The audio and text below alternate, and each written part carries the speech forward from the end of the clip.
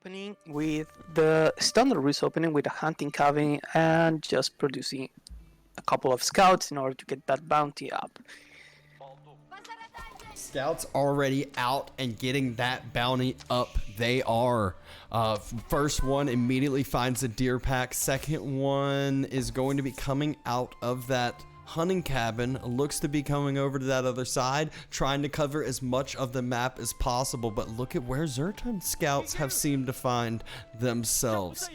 I think he saw the edge of that deer camp, and he's already killing one on the side of himself, and it's about to be a little bit of this micro battle on this deer pack in just a second.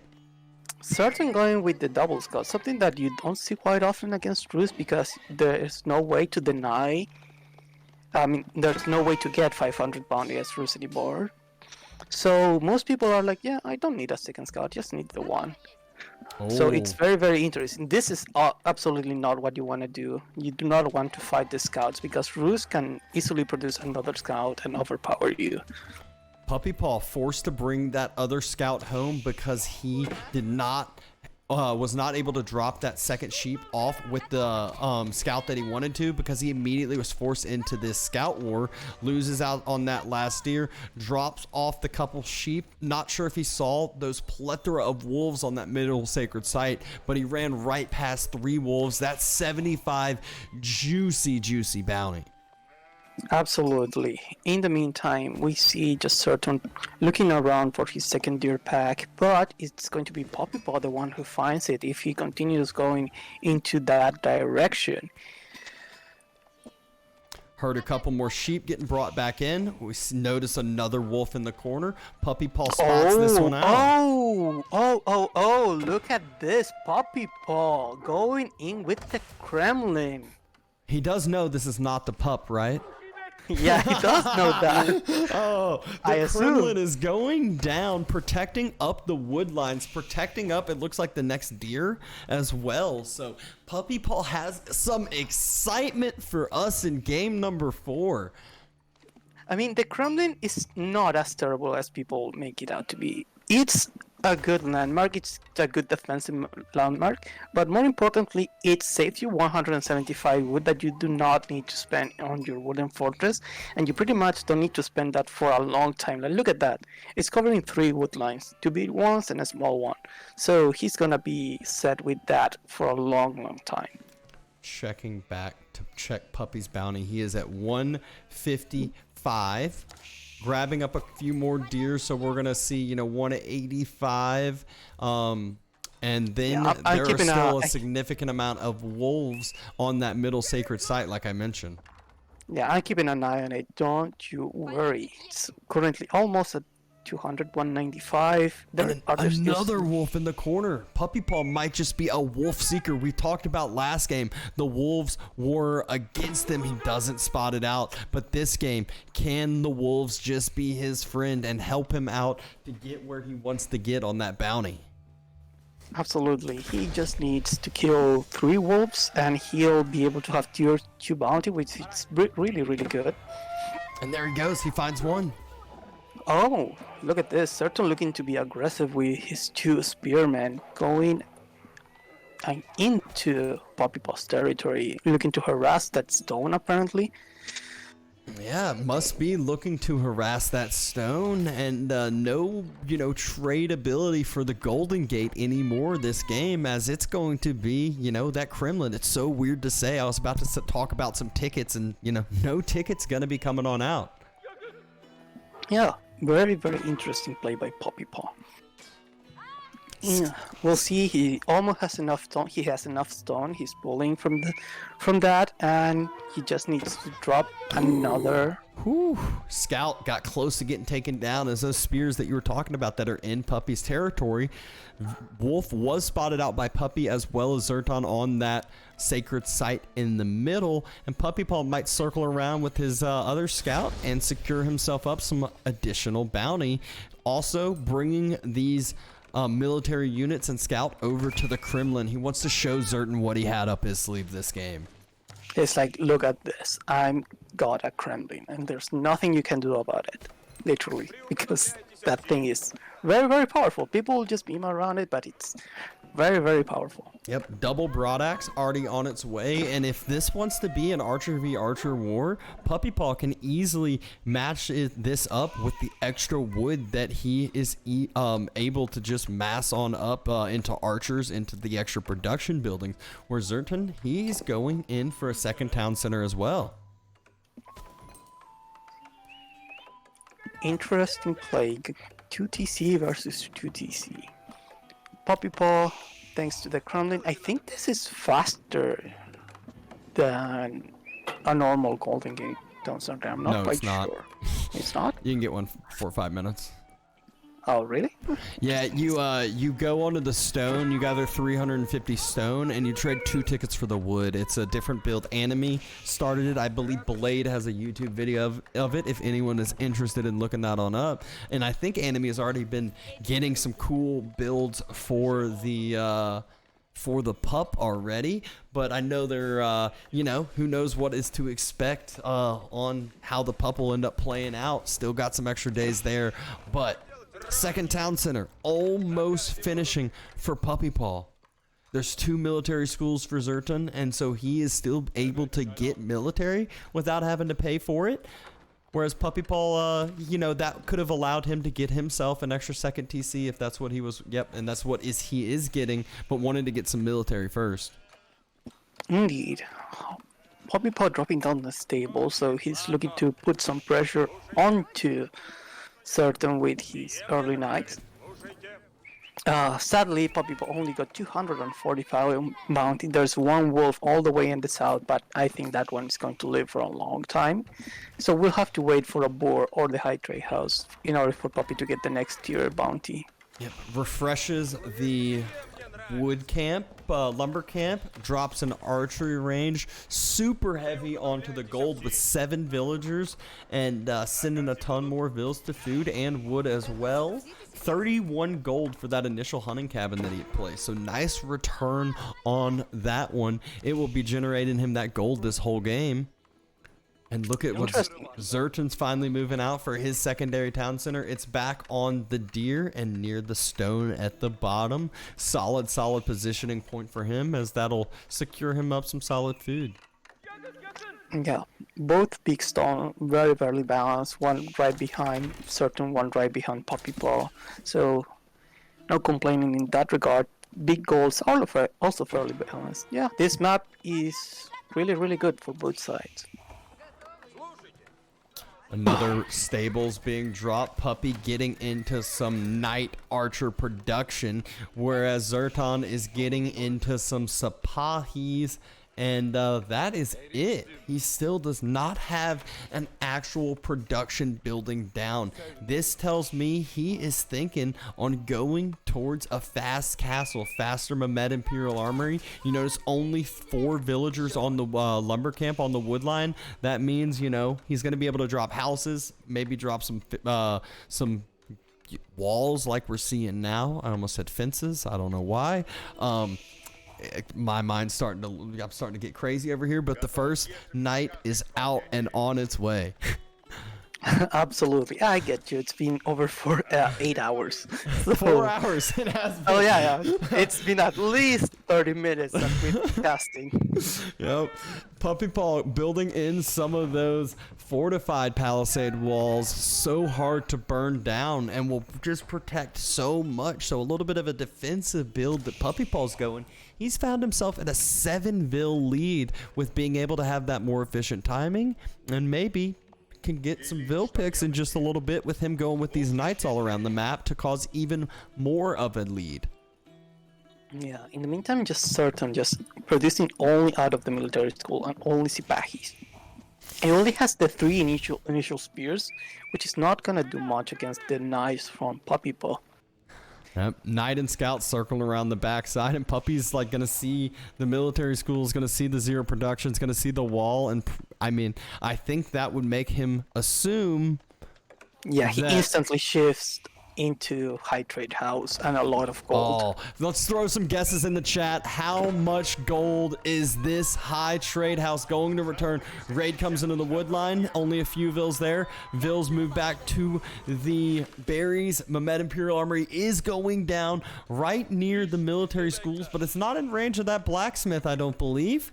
We see 357, 212. We're got guesses all over the place. I'm guessing 150, and the reason is there is some hunting coven inside the high trade house Oh, range. son of a bitch. Son of a... He needs to delete that hunting coven. Yeah, I'm not even going to look at it anymore. Knights delaying this Imperial Army, delaying up some vills, causing idle time. So again, Puppy is starting to cause some damage, starting to cause some annoyance. He did get one vill kill. Knight and Scout circling right back around. 190. 190.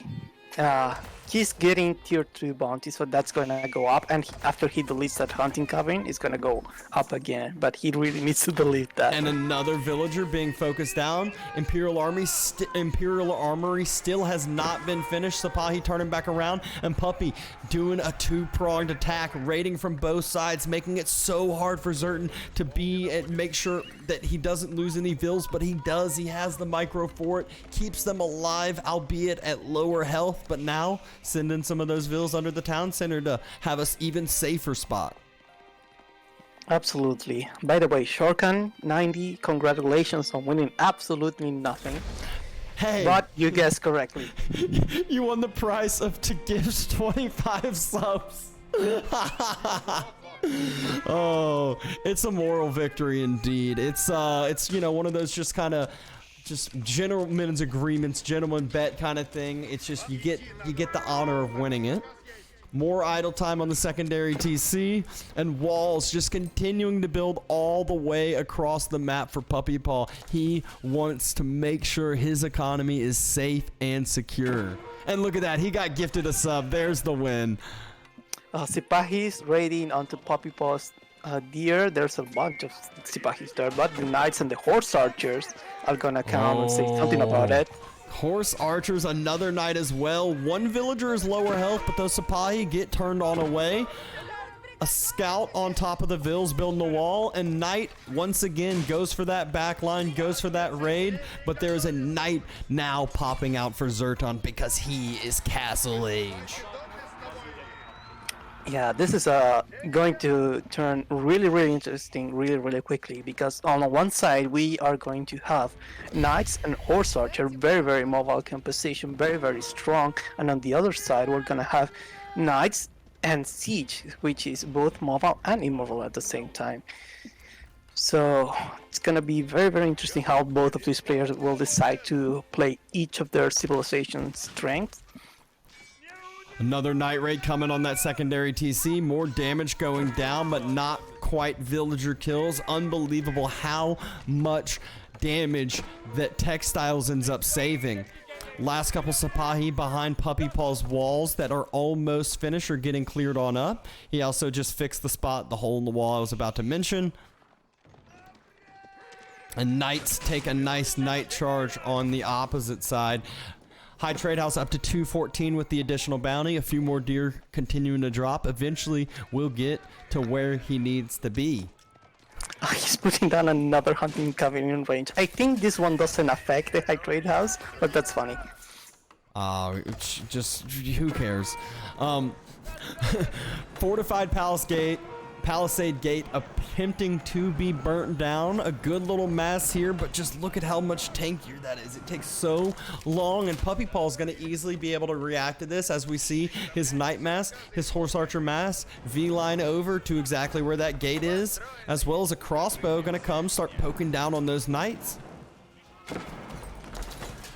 That crossbow and the knights and the horse archer, yeah, he knows that the big army can't be that far behind if a crossbow already showed up.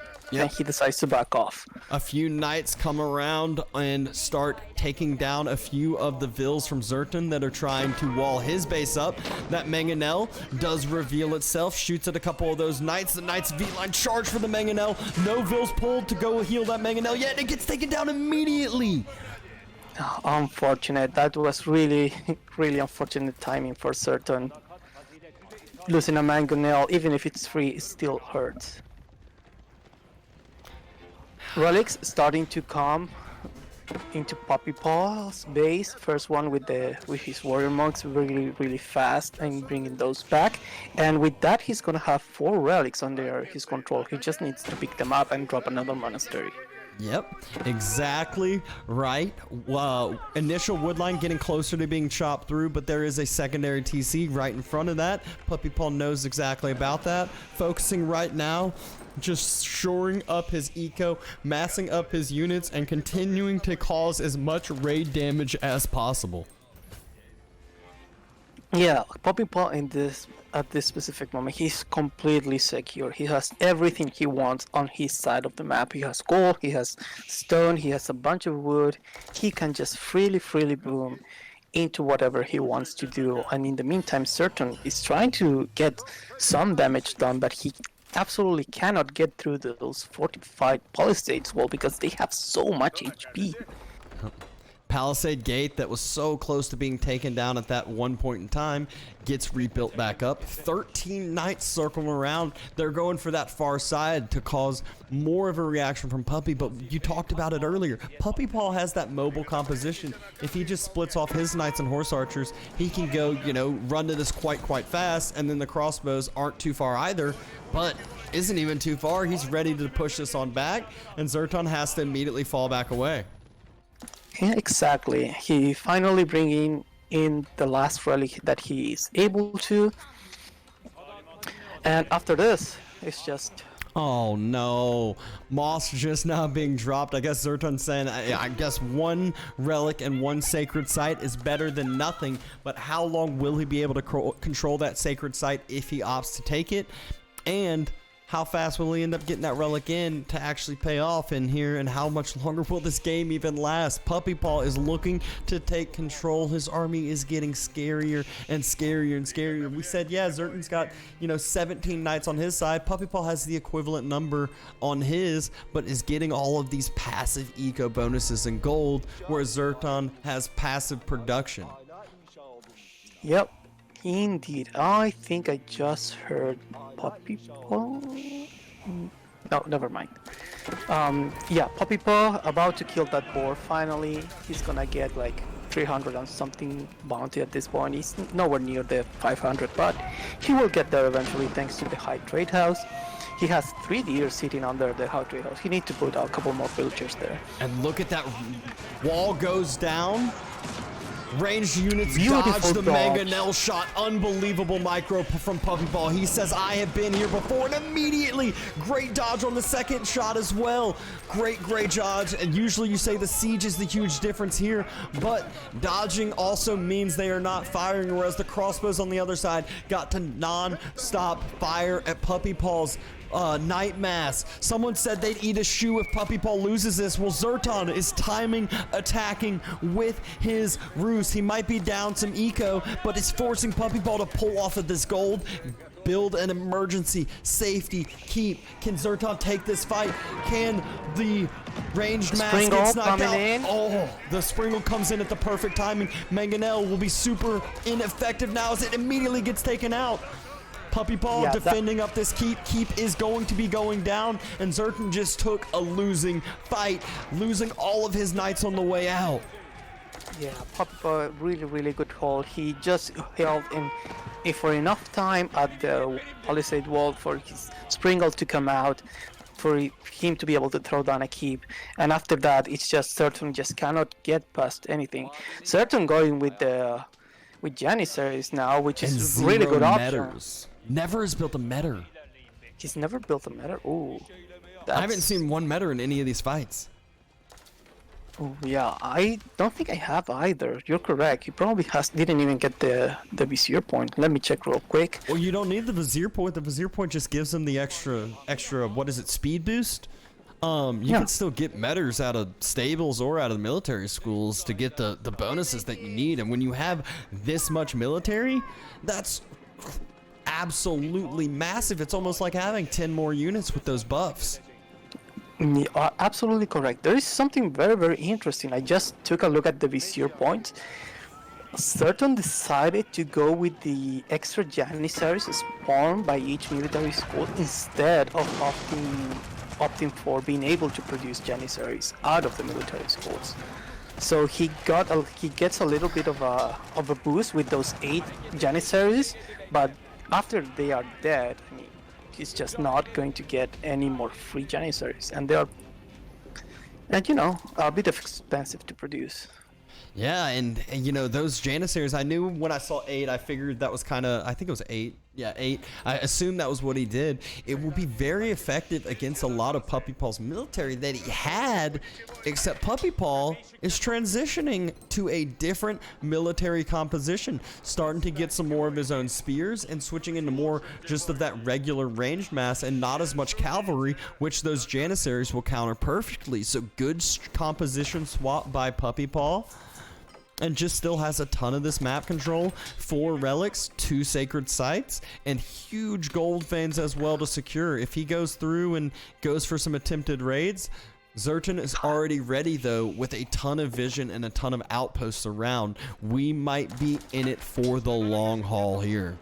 Absolutely the long haul, because Puppypaw has almost done aging up with the high armory, and this is when it gets really, really tough for Zerton, because he's gonna get the extra range for Springles from the Siege Workshop, but he's also going to get the extra 0.5 tiles range from the high armory, and that is quite enough to be able to hold anything that Zerton throws at him, including the Great Bombards.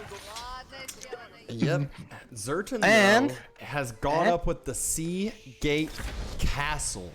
So the Seagate Castle is the keep landmark. Where is it? Where did he place it? There it All is. the way on the left. Yeah, the keep landmark, as you see traders and trade ships. There's no water. Traders near keeps receive 40% movement speed and extra armor for 20 seconds. And we already notice a market and stone walls. And not only a market, that's going to be the travel market to drop off. He's dropping 4 markets. He's going to do the nice quicker trip and get this trade pumping. He wants a ton of resources, and a ton of resources he will get. Already has some attempted keep outlines. Oh no, that's Puppypaw's keep outline. Yeah, Puppypaw is going for it. He says, okay, you just age up whatever is you opted to get. I know I'm ahead of you on Imperial, so I have a timing in which I am stronger than you. And he's utilizing that timing very, very correctly by putting down a keep and pushing down the middle straight into Zerton's production. Yep, and the question is will Zerton be able to defend this? Will he even react to this yet? Looks like he's starting to move forward with his military there. It's only 7 villagers building this keep, so not a huge investment there. And the military flanking around the eastern side, flanking around the back side. Springolds take a first shot on military. It looks like some Sipahi circling around the right side as well. Those villagers look like they might be going down, and the Sipahi circling, going for some siege. Again, crossbows and janissaries attacking everything they need to. Mangonel backing on away.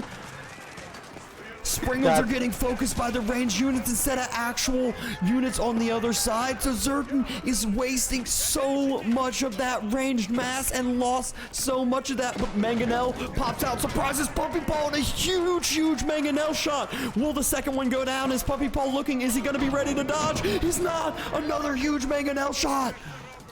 Oh, those were really, really big hits for Zerton. He definitely needed those, but the Mangonel is about to go down to the Springolds, and now more and more units are starting to come down for Puppypaw. Streltsy getting into the mix, and you never want to go against a bunch of Streltsy. Those things are so, so scary. More villagers coming in, gonna finish up that keep, and once that keep is finished, then the siege will begin against Zerton's production, and it's going to be really difficult to dislodge that keep.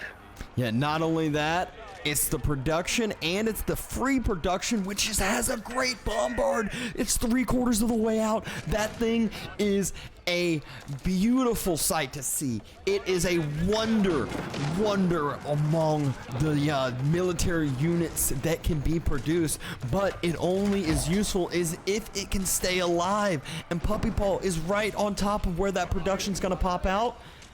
Zerton's trying to remass back up, but military mass is favoring Puppy quite a bit. Attempted keep gonna go down and potentially stop that trade. Traders running through, but they're gonna run through exactly where that keep is, exactly where that military mass is. Yeah, this is not a great spot for those traders to be running through, but it's the only way they can go because they're mangless. You just go back and forth between the A and B. There's nothing you can do about it, and there they go. Goodbye to traders. Yep. Traders immediately get taken down. Great Bombard still just producing up so slow. Up 45 seconds left. Mangonel taking a fire. Now Puppypaw is the one with the siege mass by quite a bit. Those Springles firing down from the backside. Sapahi still just being massed up as fast as they possibly can. Diving in on that backside, trying to take down some siege, trying to take down some of the Streltsy, but there are spears there as well to help on out. Keep going down on the eastern side where Zerton is gathering the gold, and the other keep for Zerton is not protecting this on up. He is about to start losing out some villagers and has to deal with all of this pressure on his front line. It does not look like he can hold. Great Bombard about to pop out, but there are 5 Springles right there ready for it. Oh, this is gonna be sad. No! Come on! I wanna see it! Ah! What? Oh, he lived. Oh no, never mind. Oh my gosh, not able to lay out his layout and produce anything. Wall coming around the trade, and Zerton, he gives it up. He admits that Puppypaw 4-0, actually 7-0 on the day in the matchup, is not able to get a dub there. Puppypaw showing his superiority.